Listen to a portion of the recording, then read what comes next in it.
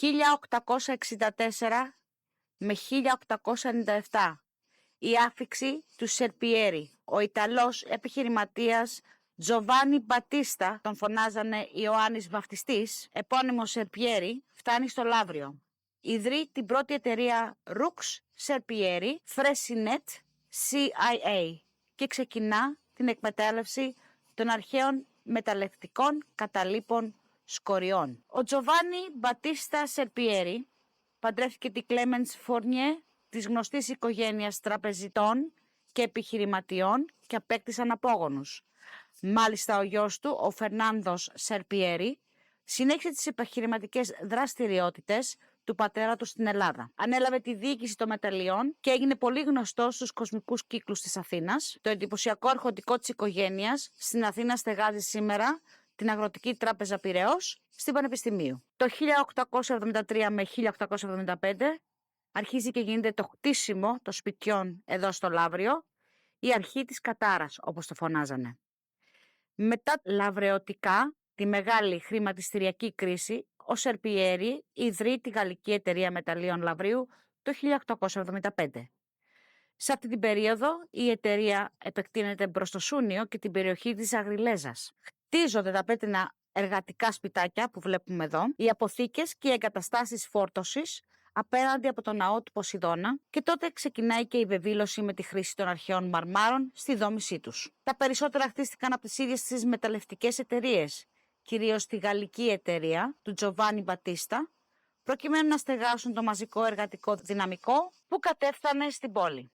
Οι συνοικίες έπαιρναν το όνομά τους από τον τόπο καταγωγής τους. Έτσι δημιουργηθήκανε τα Σαντορινέικα από εργάτες που ήρθαν από τη Σαντορίνη, τα Μιλέικα από εργάτες που ήρθαν από τη Μήλο, τα Κρητικά από εργάτες που ήρθαν από την Κρήτη και τα Σπανιόλικα που χτίστηκαν για τους Ισπανούς τεχνικούς. Αυτοί οι οποίοι όσοι ήταν από το εξωτερικό Ιταλία, Ισπανία, Γαλλία ως εργάτες, παίρνουν και παραπάνω λεφτά από τους κακόμοιρους τους Έλληνες που ερχόντουσαν από διάφορα νησιά για να βγάλουν ένα μεροκάματο. Αν και σήμερα μας φαίνονται πάρα πολύ γραφικά όπως τα κοιτάμε, τότε ήταν φτωχικά μικρά σπιτάκια, όπου οι άνθρωποι ζούσαν κάτω από πολύ σκληρές συνθήκες, αντιμετωπίζοντας τη βαριά σκιά της μολυβδίασης, δηλητηρίαση από το μόλυβδο και των εργατικών ατεχημάτων. Το 1897 ο Τζοβάνι Μπατίστα Σερπιέρι πεθαίνει. Η διοίκηση των μεταλλίων περνά στο γιο του, το Φερνάντο. Από το 1914 μέχρι το 1920 ξεκινάει η σταδιακή ερήμωση των σπιτιών, με την έναρξη του Α Παγκόσμιου Πολέμου και την παράλληλη εξάντληση και να μεταφέρει όλο το δυναμικό της κεντρικά στο λιμάνι του Λαυρίου. Έτσι οι εργάτες εγκαταλείπουν σταδιακά τα σπιτάκια αυτά εδώ, αφήνοντάς τα να ρημάξουν λόγω της τοξικότητας του εδάφους και της έλλειψης εργασίας. Στην περιοχή εδώ που χτίστηκαν τα σπιτάκια, η λέξη κατάρα χρησιμοποιείται συχνά μεταφορικά και για την ίδια τη γη. Λόγω του πλούτου της σε ασίμι και μέταλλα, οι εργάτες έλεγαν ότι η περιοχή είναι ευλογία και κατάρα μαζί. Έδινε ψωμί σε χιλιάδες οικογένειες, αλλά τις καταράστηκε να χάνουν τους ανθρώπους τους νέους μέσα στις μαύρες στοές των ορυχιών. Τα σπιτάκια χτίστηκαν βιαστικά το 19ο αιώνα. Ήταν ισόγεια, πέτρινα, μακρόστενα, με μικρά δωματιάκια 10 με 15 τετραγωνικά μέτρα. Σε κάθε τέτοιο κουτί στιβάζαν ολόκληρες οικογένειες εργατών ή ομάδες ελεύθερων μεταλλορυχών. Οι χτίστες της εποχής, για να εξοικονομήσουν χρόνο και υλικά, δεν δίστασαν να χρησιμοποιήσουν έτοιμους λίθους και μάρμαρα από τα αρχαία πλυντήρια μεταλλεύματος και τα αρχαία τείχη που υπήρχαν διάσπαρτα στην περιοχή από την εποχή του κλασικού χρυσού αιώνα της Αθήνας, όταν το Λαύριο χρηματοδοτούσε τον Παρθενώνα. Αυτή η ιεροσυλία ήταν που σκανδάλισε τους ντόπιους. Η καθημερινότητα σε αυτά τα σπίτια γέννησε τον τρόμο. Οι εργάτες έβλεπαν τους διπλανούς τους να πεθαίνουν. Ξαφνικά ή να παραμορφώνονται. Και επειδή δεν αναγνώριζαν και δεν γνώριζαν τότε την ιατρική αιτία, το απέδιναν σε θεϊκή τιμωρία, κατάρα, επειδή πειράχτηκαν τα αρχαία μάρμαρα. Οι πραγματικές όμως αιτίες ήταν δύο. Η μολυβδίαση, ο βουβός θάνατος, γιατί τα σπίτια ήταν χτισμένα πάνω σε εδάφη γεμάτο με κατάλοιπα μόλιβδου και αρσενικού. Οι εργάτες επιστρέφαν από τις στοές γεμάτη σκόνη, η οποία απότιζε τους τοίχους, τα ρούχα, το λιγοστό νερό και το φαγητό τους. Και το δεύτερο, η χρόνια δηλητηρίαση προκαλούσε παράλυση, τύφλωση, τρέλα, αιμόπτηση και θάνατο, ειδικά στα μικρά παιδιά τους. Πολλά από αυτά τα σπιτάκια ήταν χτισμένα ακριβώς πάνω από το δίκτυο των υπόγειων στοών. Υπήρχαν μαρτυρίες ότι οι εργάτες ακούγανε τα βράδια τους υπόγειους τριγμούς και τις εκρήξεις των δυναμητών κάτω από τα κρεβάτια τους, νιώθοντας ότι ζουν κυριολεκτικά πάνω από στοιχειωμένο τάφο. Και εδώ ερχόμαστε στην εκκλησίτσα του Άι Γιάννη του Πρόδρομου, ερχόμαστε στην Καλούλα Βατίστα, που συνεργάστηκαν στενά με τη γαλλική εταιρεία του Σερπιέρι. Εκεί υπάρχει ο στενός κρίκος. Εκείνη τους παραχώρησε και τους πούλησε γη και έτσι τα σπιτάκια των εργατών του Σερπιέρι χτίστηκαν ακριβώς δίπλα εδώ και μέσα στα κτήματα της Καλούλας. Όταν ο Σερπιέρι πέθανε το 1897 και η περιοχή άρχισε να παρακμάζει και να στοιχιώνεται από τους θανάτους, η Καλούλα Βατίστα ένιωσε την ανάγκη να κάνει μια μεγάλη πράξη έλεους και εξαλείωσης για τους ανθρώπους που δουλεύαν εκεί. Έτσι το 1919 αποφάσισε να χτίσει το εκκλησάκι του Άι Γιάννη του Πρόδρομου μέσα στον οικισμό του Σερπιέρι για να δώσει μια πνευματική καταφυγή στους εργάτες. Έκτισε την εκκλησία μέσα στο εργατικό οικισμό για τις ανάγκες των ανθρώπων που ζούσαν εδώ πέρα και όσοι είχαν απομείνει. Όμως, κατά την κατασκευή ενσωματώθηκε στο κτίσμα αρχαίο δομικό υλικό από το ναό της Σουνιαδός Αθηνάς. Μάλιστα στο ιερό της εκκλησίας μέσα, ένας αρχαίος κύωνας, κολόνα, χρησιμοποιήθηκε ως Αγία Τράπεζα του ναού. Η αρχαιολογική υπηρεσία παρενέβη και απαγόρευσε τη λειτουργία του ναού λόγω της βεβήλωσης και της παράνομης χρήσης των αρχαίων μαρμάρων. Αργότερα ο αρχαίος κύωνας αφαιρέθηκε από το ιερό, αφήνοντας απλά μια τρύπα στο πάτωμα εκεί που ήταν η Αγία Τράπεζα. Δίπλα σε αυτές τις εργατικές αποικίες, οι εταιρείες, ακόμα και οι ίδιοι οι εργάτες, προσπαθούσαν πάντα να χτίζουν μικρούς ναούς, όπως εικονοστάσια ή το εκκλησάκι του Άι Γιάννη, για να ζητήσουν προστασία. Όταν όμως οι οικισμοί άρχισαν να αποδεκατίζονται από τις ασθένειες και τα εργατικά ατυχήματα, οι εργάτες πίστεψαν ότι ο Θεός δεν δέχεται τις προσευχές τους σε έναν τόπο μολυσμένο από την απληστία των ξένων εταιριών που βεβήλωσαν την αρχαία γη τους. Έτσι και το εκκλησάκι αυτό εγκαταλείφθηκε πριν καν ολοκληρωθεί ή λειτουργήσει κανονικά. Έμεινε εκεί ένας πέτεινος σκελετός, όπως το βλέπετε, χωρίς εικόνες και χωρίς ψαλμοδίες, να θυμίζει την τραγουδία των ανθρώπων που έχασαν τη ζωή τους εκεί.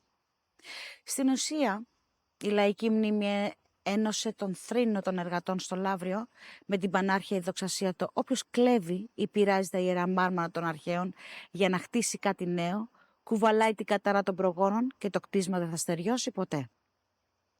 Το 1920 οι εργάτες εγκαταλείπουν οριστικά τα σπιτάκια και η ερήμωση του οικισμού που βλέπετε αυτή τη στιγμή. Πολλοί πίστευαν ότι ο λόγος που η Καλούλα αποφάσισε να χτίσει αυτό το εκκλησάκι μέσα στο απομονωμένο εργατικό οικισμό, χρησιμοποιώντας μάλιστα αρχαία μάρμαρα, δεν ήταν απλά θρησκευτικός. Λέγεται ότι ήταν μια προσπάθειά της για εξαλείωση ή τάμα για μια μεγάλη οικογενειακή τραγωδία δικιά της προσωπική. Πιθανόν για την απώλεια κάποιου δικού της ανθρώπου ή παιδιού από τις αρρώστιες που θέρισαν την περιοχή. Ή επειδή η ίδια δεν μπορούσε να κάνει παιδιά και ήθελε να αφήσει πίσω της ένα πνευματικό παιδί, ένα ναό. Όταν η αρχαιολογική υπηρεσία της απαγόρευσε να λειτουργήσει στην εκκλησία, η Καλούλα απομονώθηκε εντελώς. Το γεγονός ότι το χτίσμα έμεινε στήρο, χωρίς λειτουργίες, χωρίς γάμους και βαφτίσια, ενίσχυσε τον μύθο των ντόπιων ότι η κατάρα των αρχαίων μαρμάρων χτύπησε την ίδια τη μήτρα του σπιτικού της και του έργου της. Ωστόσο, στα ίδια σπιτάκια των εργατών, δεκάδες παιδιά των μεταλλορυχών πεθαίναν κάθε χρόνο από τη μολυβδίαση. Η λαϊκή μνήμη χρέωσε αυτούς τους θανάτους των παιδιών στην κατάρα της εταιρείας του Σερπιέρι. Πολλοί πιστεύανε ότι τα κόκαλα του Σερπιέρι ήταν θαμμένα μέσα στο εκκλησάκι. Πίστεψαν ότι η Καλούλα έκτισε κρυφά το ναό ως μασολείο για να φυλάξει τα οστά αυτού του ανθρώπου, που σφράγισε την περιοχή, προσπαθώντας να θάψει μαζί και την κατάρα των μαρμάρων που εκείνος είχε ξεκινήσει.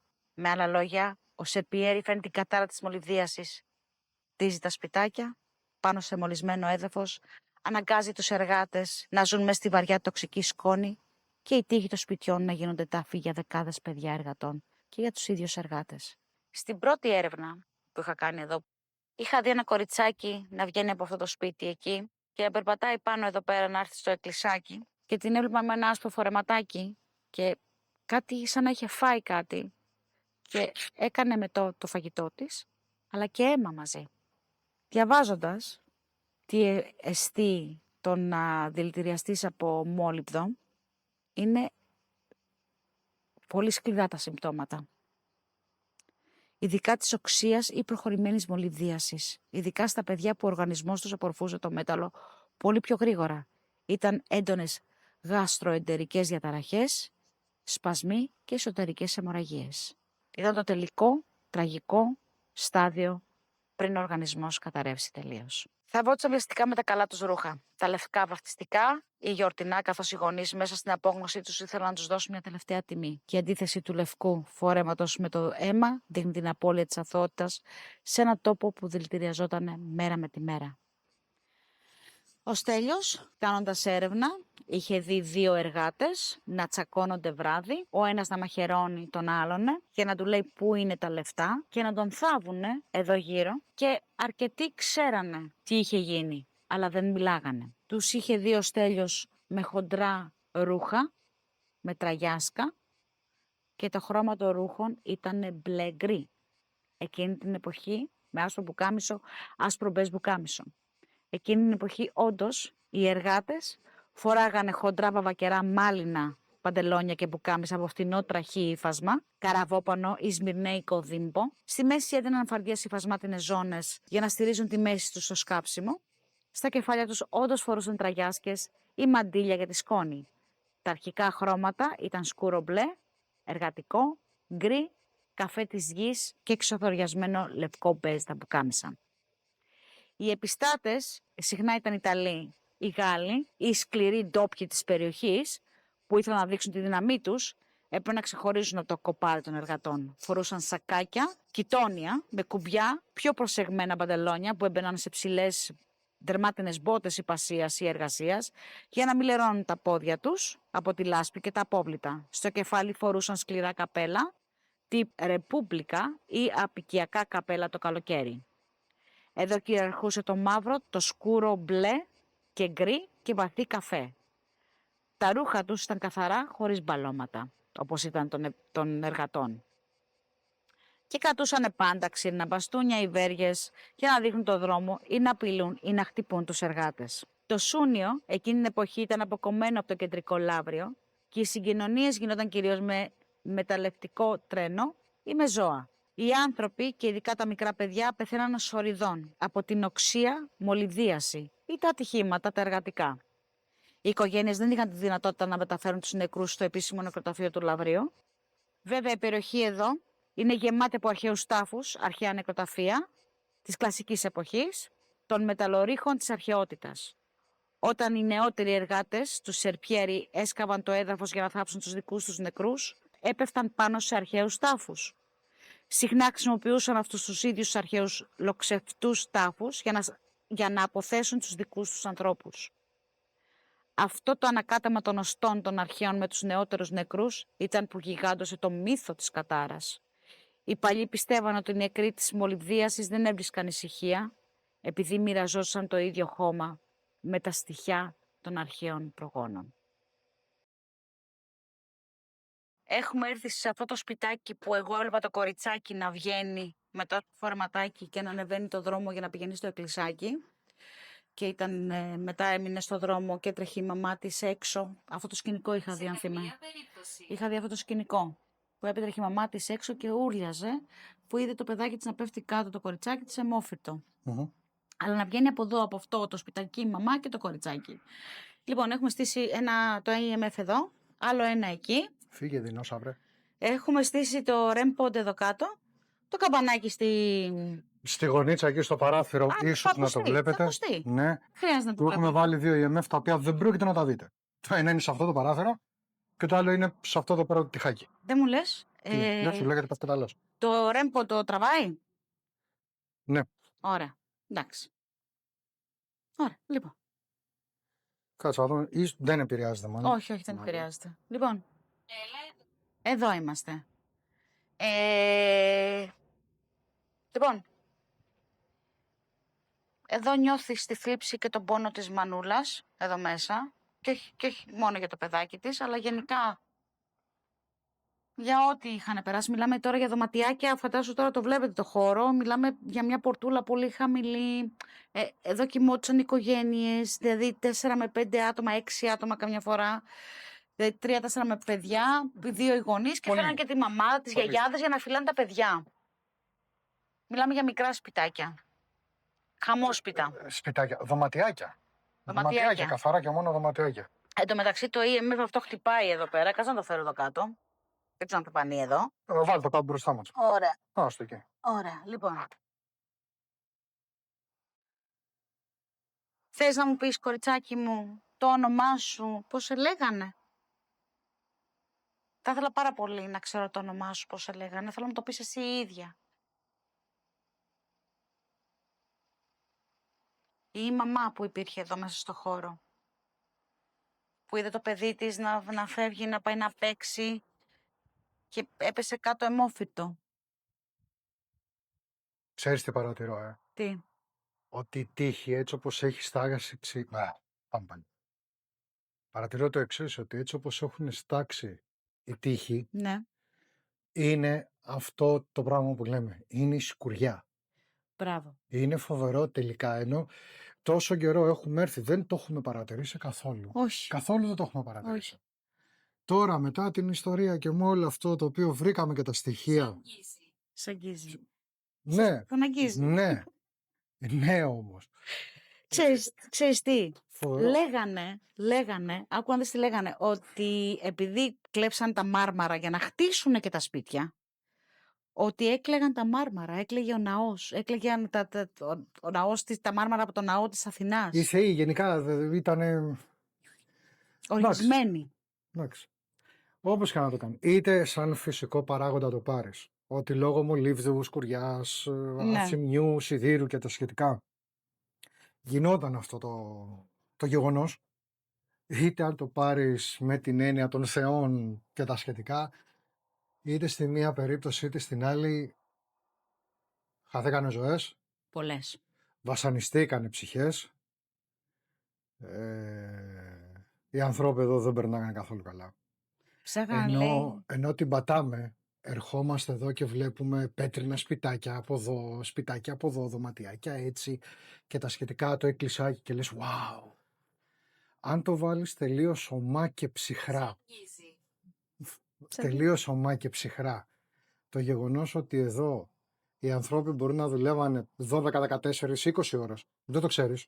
Κάτω στο σκοτάδι, σε σύραγγες, Ναι. οι άντρες. Με τα πνευμόνια τους μέσα στο δηλητήριο. Ναι. Με οικογένειες που προσπαθούσαν να επιβιώσουν. Φεύγοντας από τα νησιά τους, από τους τόπους Ναι, τους. από ξεριζωμό γενικότερα. Δεν είναι ωραίο μέρος. Όχι. Έχει πολύ sadness, πολύ θλίψη. Πολύ πόνο, πολύ θρήνο. Εύχομαι να υπήρχαν αυτό που λέγαμε παλιότερα εδώ στην Ελλάδα, οι Κυριακές που μπορεί να ψήναν όλοι μαζί και να περνάγανε καλά. Μακάρι να υπήρχε αυτό το πράγμα. Ξέρεις, να μαζευόντουσαν έξω. Σε καμία περίπτωση. Θέλω να είναι ψεύτικο αυτό, να μην ισχύει. Να βγαίναν έτσι έξω και να μοιραζόντουσαν τι θα φάμε σήμερα. Να βάζουμε τραπεζάκια. Το κρασί του, το φαγητό του, τα αυγανικάκι και τα σχετικά. Αυτό. Και λίγο να ξεχνάγανε τη μιζέρια, γιατί όταν δουλεύει σε κάτεργα. Γιατί κάτεργα είναι. Ναι.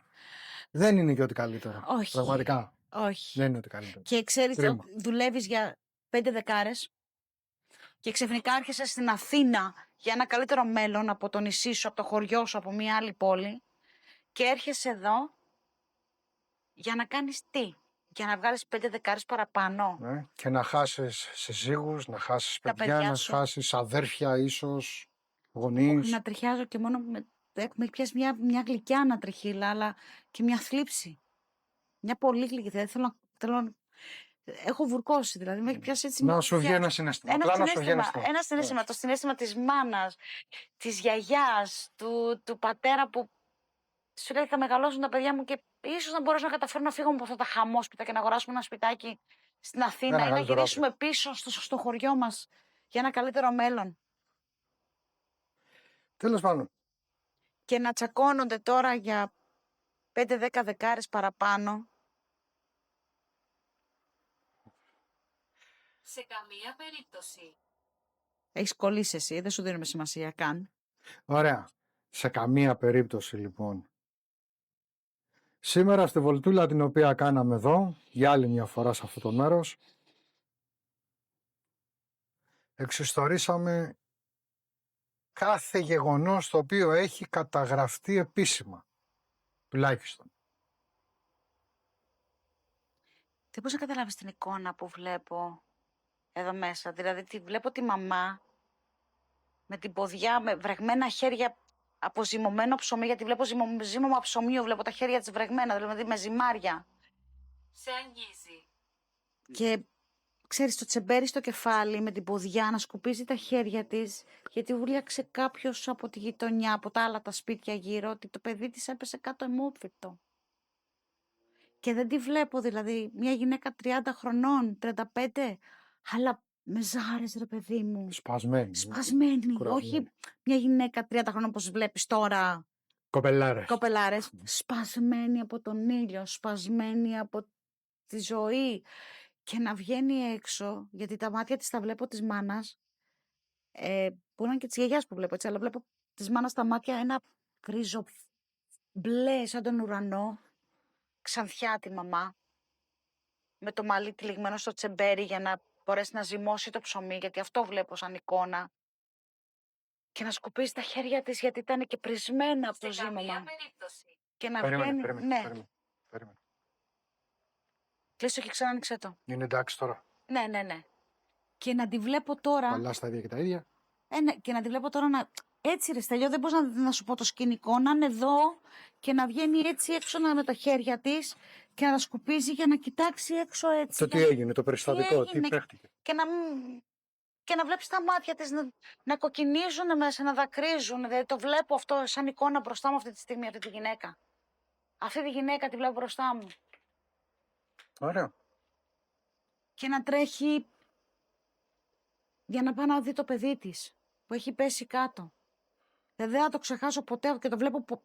Είχα δει το κοριτσάκι τότε. Αυτή τη στιγμή όμως βλέπω όλο το σκηνικό μπροστά μου αυτή τη στιγμή. Όλο το σκηνικό. Που τη φωνάζουνε. Και μου βγαίνει το όνομα Μυρτώ και τη βουίζουν και τα αυτιά μου. Μυρτώ ήταν η μαμά ή το κοριτσάκι. Θέλω να μου πεις αν ήταν Μυρτώ το όνομα της μανούλας ή το κοριτσάκι, γιατί σαν να ακούω Μυρτώ. Μυρτώ. Σελήνη. Σελήνη. Να ήταν όνομα. Μπορεί. Αν ήταν κάτι τέτοιο, ας πιάσει ένα από αυτά εδώ πέρα, γιατί ανάβουν αυτά εδώ πέρα και ανάβει κόκκινο, ανάβει μέχρι πάει κόκκινο, πάει πορτοκαλί, αυτό έχει διάφορα χρωματάκια, το καμπανάκι, κάτι που να... Γενικά, από όπου μπορείς, άντλησε ενέργεια. Ναι, να μας πεις ότι αυτό που νιώθω, που βλέπω, που αισθάνομαι, είναι αυτό που είναι αληθινό. Κάτσε άλλο κάτι. Κάτσε, περίμενα, θα φέρω τους ράβδους 2 λεπτάκια.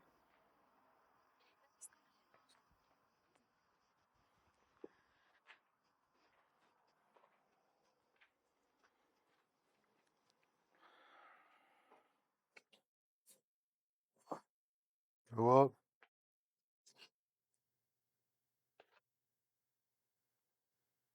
σε αυτόν εδώ τώρα το χώρο που βρισκόμασταν είχε κάποιο ιδιαίτερο ρόλο στην εποχή εκείνη.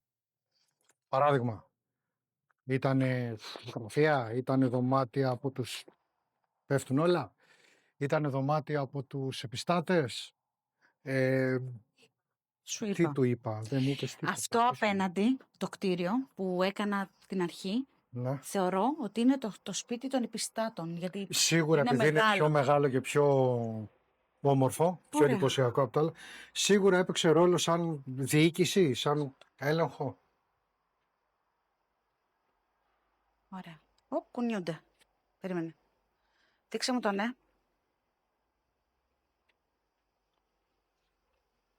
Ωραία. Τώρα δείξε μου το όχι. Δείξε μου το όχι.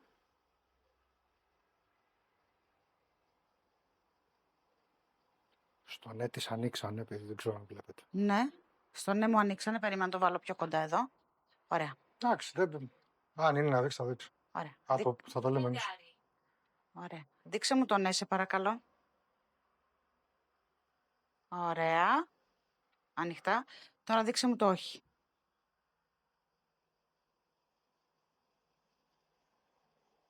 Κλείσαν. Κλείσαν. Ωραία. Λοιπόν, μπορείς να ρωτήσεις... Κλείσανε και ουσιαστικά έκανε και ορθή γωνία. Ναι, μπράβο. Ωραία. Πάμε να ρωτήσουμε ερωτήσεις. Ξεκίνα, Στέλιο μου.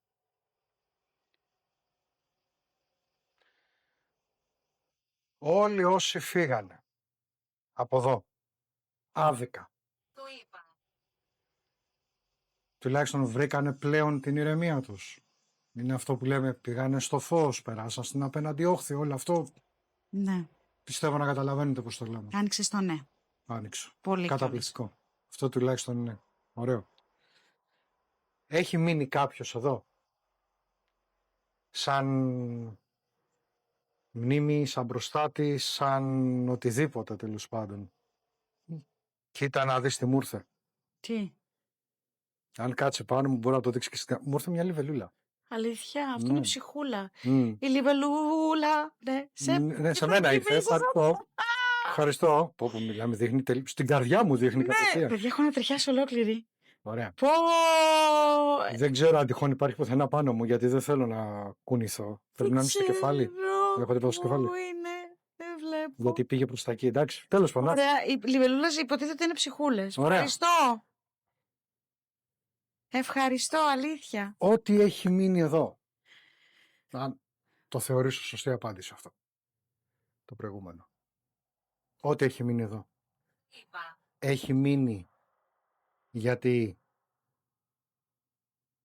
είχε αυτές τις αναμνήσεις, τις ωραίες, τις καρτερικές τις αναμνήσεις. Έμεινε από θυμό. Όχι. Όχι. Θυμό. Ωραία. Να την ξανακάνω γιατί δεν άφησα κενό. Έχει μείνει από θυμό. Γιατί αν δεν μου απαντήσει το μετράω σαν το προηγούμενο ότι έχει μείνει από νοσταλγία. Ναι, από θυμό. Από θυμό. Ναι. Ναι, από θυμό. Ανοίξαμε. Ωραία. Έχει μείνει εδώ. Έχει μείνει εδώ και μάλλον έχει μείνει από θυμό. Ναι. Άλλοι Ωραία. φύγανε. Κάτι έχει μείνει εδώ. Εντάξει. Εντάξει. Πρώτα είναι το κοριτσάκι. Ωραία. Είσαι το χαρακτηριστικό κοριτσάκι το οποίο έχουμε σαν εικόνα γενικότερα. Όχι. Πολύ καλά. Είσαι ο τυπάκος που είχα δει εγώ. Ναι.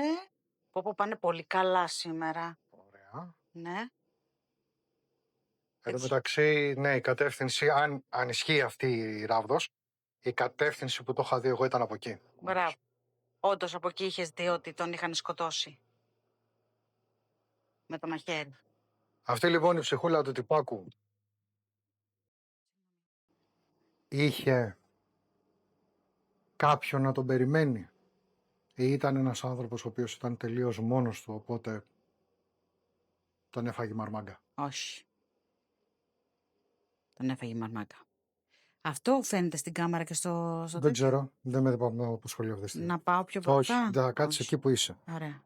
Είμαι στο σωστό σημείο δηλαδή. Μπορεί, ναι. Ναι, οκ, πάμε. Ναι, γιατί έτσι κι αλλιώς έχεις κάτι σαν περίπου στη διασταύρωση 4 πύλεων, οπότε καλά είσαι εκεί. 4, όντως είμαι σε διαστάσεις. Ναι, Είμαι γιατί μιλάω πόρτα. παράθυρο, πόρτα και αυτό εδώ πέρα το κενό παίζει να έχει πόρτα όπως το βλέπω εδώ. Άρα είμαι ανάμεσα σε 4 πύλες. Ναι, κάπως έτσι. Τέλεια! Κράτα το. Το κρατάω! Πάμε. Όποιος του έκανε κακό βρήκε την τιμωρία ή απλά Όχι. τη σκαπούλα ρε. Σκαπούλα, ρε.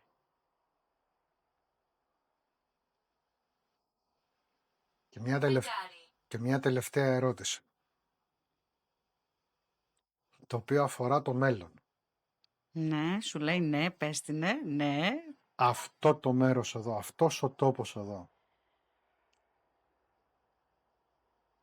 θα αξιοποιηθεί ποτέ εις μνήμην αυτών?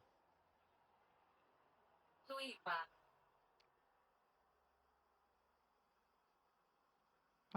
Όχι. Θα αξιοποιηθεί να ξέρεις το όνομα του ιδρυτή, του Τζον. Οκ. Εντάξει, εγώ δεν έχω κάτι άλλο. Θέλω να ρωτήσω για το κοριτσάκι. Θέλω να μου πεις αν σε λένε Μυρτώ, αγάπη μου. Σε λένε Μυρτώ? Ναι. Άρα το κοριτσάκι το όνομά της είναι Μυρτώ. Άρα σωστά το έβλεπα. Και την περασμένη φορά νομίζω Μυρτώ πρέπει να μου βγήκε. Μωρό μου, έχεις πάει στο φως? Ναι. Άρα αυτό που νιώθω εδώ είναι το ενεργειακό σου αποτύπωμα. Τη σκηνή, το time loop που λέμε πώς έφυγες από τη ζωή. Ναι, καρδιά μου, ναι. Και έφυγες πάνω σε αυτόν τον δρόμο. Κοίτα που πάει. Πάει εκεί, κοίτα. Εκεί μου δείχνει. Στο δρόμο πάνω, το βλέπεις. Έπρεπε να τραβήξω τα χέρια μου για να το δείξει. Σε ευχαριστώ που μου δίνεις την κατεύθυνση, κοριτσάκι μου γλυκό.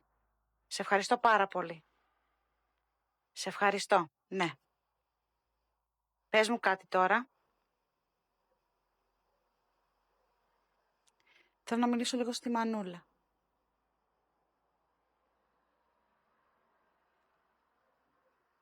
Σε νιώθω.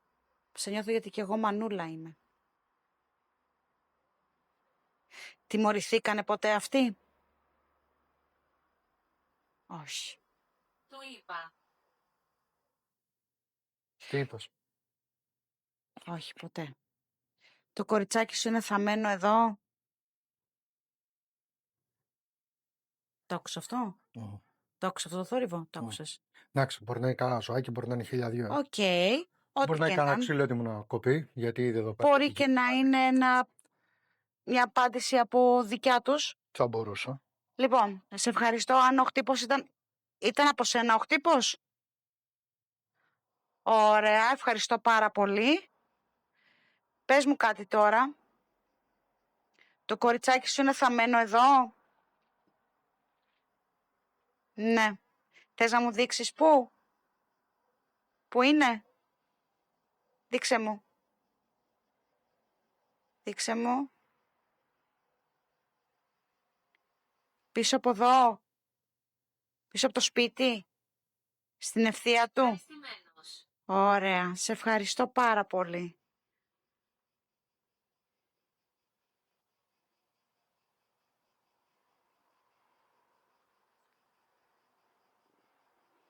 Εδώ στην ευθεία μου. Το δείχνει εκεί. Πίσω από εδώ. Γιατί έχει κι άλλο σπιτάκι από πίσω. Άρα πίσω από αυτό το σπιτάκι. Σε ευχαριστώ. Εσύ είσαι θαμμένη εδώ?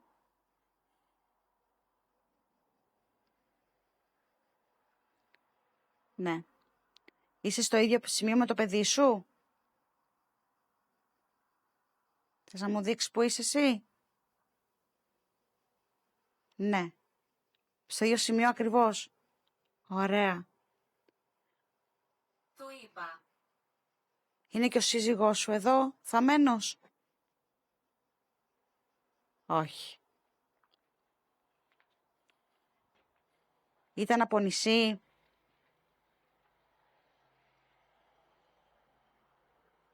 Ήταν από νησί ο σύζυγός σου? Όχι. Ήτανε ντόπιος? Ναι. Άρα είναι θαμμένο σε άλλο νεκροταφείο, έτσι? Του είπα. Ναι. Εσύ δηλαδή είσαι με το κοριτσάκι σου μαζί? Ναι. Σε ευχαριστώ.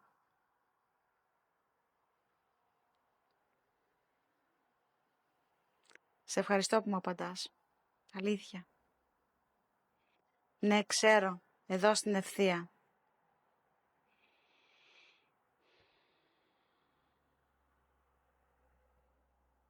Πώς μπορώ εγώ? Τι θα ήθελες να πω? Να πω συγγνώμη για την αδικία του κόσμου που, από τους πλούσιους που εκμεταλλευόντουσαν, συγγνώμη. Που υπήρχουν τέτοιοι άνθρωποι που εκμεταλλευόντουσαν. Του είπα. Έχετε πάει στο φως? Ναι.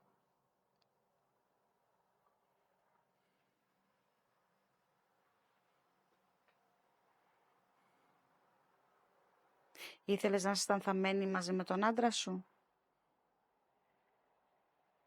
Οκ.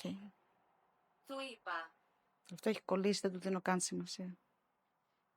Βρίσκεστε όμως μαζί εκεί που είσαστε, έτσι? Ναι.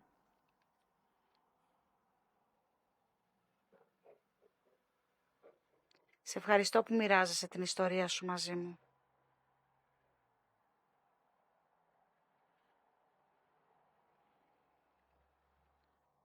Λοιπόν,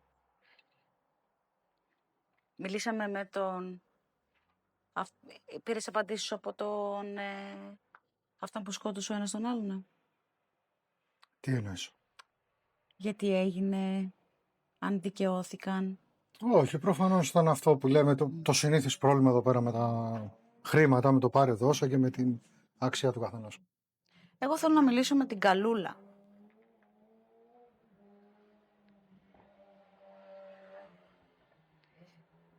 Πες μου κάτι, Καλούλα μου, αν είσαι εδώ. Γιατί είμαι σίγουρη ότι είσαι. Εγγονή.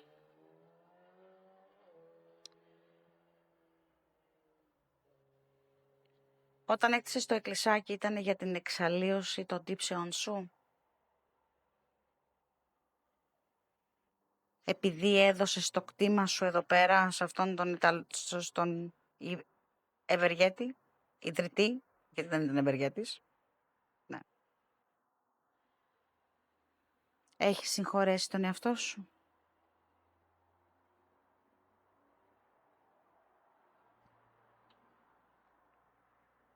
Τον εαυτό σου τον έχεις συγχωρέσει, Καλούλα μου.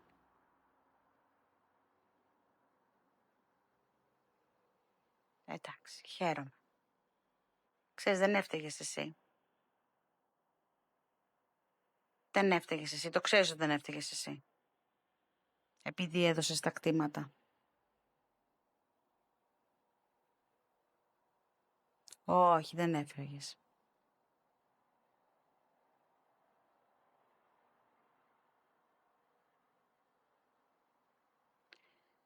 Δεν σε νιώθω εγκλωβισμένη εδώ, δεν είσαι εγκλωβισμένη εδώ, σωστά.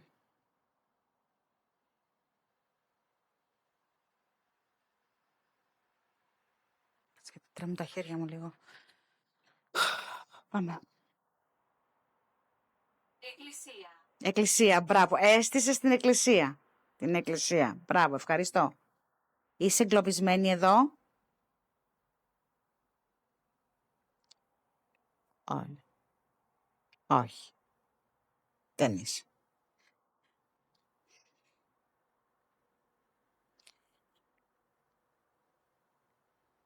Άρα αυτό που πιάνω είναι τη σκέψη σου, τη συμπαντική σου σκέψη. Το αποτύπωμά σου. Ναι, ευχαριστώ. Εγώ βρήκα μέσα στην εκκλησία και λιβάνια και ανάβουνε. Εδώ έρχονται κάποιοι άνθρωποι και ανάβουνε στην εκκλησία τα λιβάνια και τα λοιπά.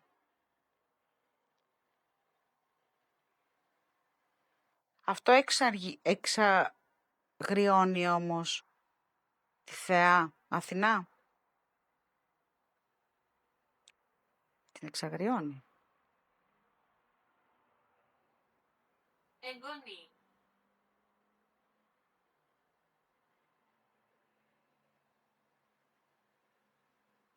Τώρα δεν ξέρω αν είχε παιδιά η Καλούλα ή αν έχασε κάποιο παιδί της. Γιατί λέει ότι δεν είχε απογόνους. Είχες απογόνους, Καλούλα?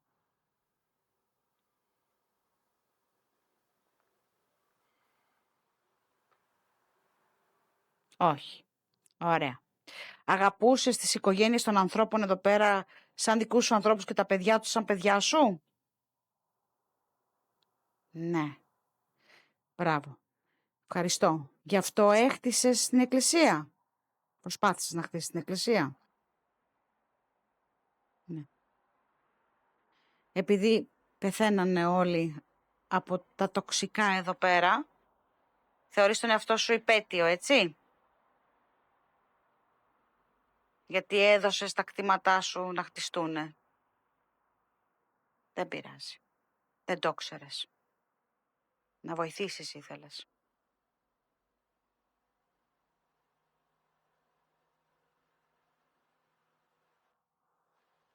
Εμένα με νοιάζει να έχεις συγχωρέσει τον εαυτό σου. Τον έχεις συγχωρέσει? Μπράβο. Όχι, δεν τον έχεις συγχωρέσει. Αυτό ήθελα τη σωστή απάντηση. Δεν τον έχεις συγχωρέσει. Θεωρώ ότι πρέπει να τον συγχωρέσεις τον εαυτό σου και να προχωρήσεις.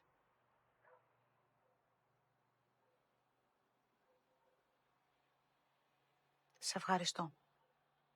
Επειδή πρέπει να φύγουμε, γιατί δεν έχουμε και πολύ χρόνο, σωστά. Διακόπτω τη σύνδεση. Σας ευχαριστώ πάρα πολύ. Ήρθαμε για πόσο, τετάρτη φορά? Ναι, ναι, τέταρτη. Θεωρείς ότι έχουμε κλείσει τον κύκλο μας, πήραμε τις απαντήσεις μας που θέλαμε? Θα ξαναρχίσεις, θα ξαναρχόσουν? Λοιπόν, κοίτα να δεις. Πρώτη, δεύτερη έρευνα πήραμε ό,τι απαντήσεις πήραμε. Μπράβο. Στην τρίτη έρευνα μας έδωσε κάποιες μικρές επαληθεύσεις. Ναι. Στη σημερινή έρευνα, βέβαια πάρα πολύ μικρή, μικρή σαν διάρκεια. Είναι πιο πολύ ντοκιμαντέρ με... Ναι, γιατί ήταν... για να μάθει ο κόσμος... Να κλείσουμε λίγο αυτό το θέμα για να καταλάβει περισσότερο ο κόσμος την ιστορία του χώρου. Για να μην αρχίζει να ψάχνετε. Βρίσκω λεπτομέρεια από εδώ, βρίσκω λεπτομέρεια από εκεί και τα σχετικά. Είναι ωραίο να μπορούμε να το κάνουμε αυτό, να δίνουμε στον κόσμο. Ναι, σε κάποια μέρη μπορεί να είναι. Γιατί κάποια άλλα μέρη δεν τα ξέρουμε, ναι. Ιστορίες, δεν έχουν καταγραφές, δεν έχουν τίποτα. Ωραία. Όχι, εγώ είμαι πάρα πολύ ικανοποιημένος. Κι εγώ. Πήραμε κάποιες απαντήσεις. Ναι, θα ξανάρχωσουνα. Ίσως κάποια άλλη φορά για να ξαναεπαληθεύσω, ναι. Ωραία. Αλλά δεν νομίζω σύντομα. Δηλαδή θέλω να το αφήσω λίγο να παλιώσει κι άλλο. Ωραία. Και να ξαναδούμε μετά, να έρθουμε με άλλη διάθεση, να έρθουμε διαφορετικά, να στηθούμε, να τα κάνουμε. Τέλεια. Λοιπόν, εσύ πώς είσαι ικανοποιημένη για αυτό το χώρο? Ναι, Πήρα δηλαδή αυτό που είχα δει εγώ τότε με το κοριτσάκι. Πήρα και το όνομα το Μυρτώ. Γιατί τότε είχα πει, άμα ανατρέξω πίσω, είχα πει πάλι, πρέπει να είχα πει. Δεν θυμάμαι. Πρέπει να είχα πει πρέπει να κοιτάξω το βίντεο. Γιατί όταν λέω πράγματα, μετά εγώ δεν τα θυμάμαι. Και είναι αυτό το. Και καλά, από τότε μέχρι τώρα έχουμε κάνει Όχι, δεν είναι αυτό. Είναι ότι έρευνες. Και σαν psychic medium, ψυχική ενδιάμεσος, θυμάσαι τι λες. Από τη μια μέρα στην άλλη. Το ξεχνάς, δηλαδή. Καλά, αυτό δεν θα το υπάρχει δούμε, μνήμη. θα κοιτάξω κι εγώ. Λοιπόν, θέλω να το κοιτάξω το βίντεο το παλιό, να δω αν όντως ήταν το ίδιο όνομα. Γιατί εμένα αυτό το όνομα που μου ήρθε ήταν Μυρτώ, Μυρτούλα. Αυτό άκουγα από τη μανούλα της να φωνάζει. Μυρτώ, Μυρτούλα, πρόσεχε. Μυρτώ, Μυρτούλα, πρόσεχε. Εγώ πήρα τις απαντήσεις αυτές που ήθελα για το κοριτσάκι. Επιβεβαίωσε. Επιβεβαίωσε ότι ήταν από poisoning και όχι από food poisoning που νόμιζα εγώ, αλλά ήταν από poisoning. Και από food poisoning, γιατί έπεφτε ο μόλιβδος πάνω στο τέτοιο. Μπράβο. Τον άντρα που είδες εσύ να το μαχαιρώνει και οι πιστάτες να το καλύπτουν το μυστικό. Και την καλούλα για την εκκλησία και γιατί δεν λειτουργήσε ποτέ. Εγώ πήρα αυτά που ήθελα. Ωραία. Ξανάρθω να κάνω έρευνα. Γιατί έχει να. Όχι μόνη μου, ρε βλάκα. Έχει να δώσει. Λοιπόν. Αυτό. Καλό βραδάκι, ευχαριστούμε. Like, subscribe, follow. Και ό,τι άλλο βαστάει ψυχή. Και καμπανάκι. Και hype. Τίποτα άλλο, να τους βάλεις να κάνουνε. Καληνύχτα. Λοιπόν, φιλάκια. Φιλάκια.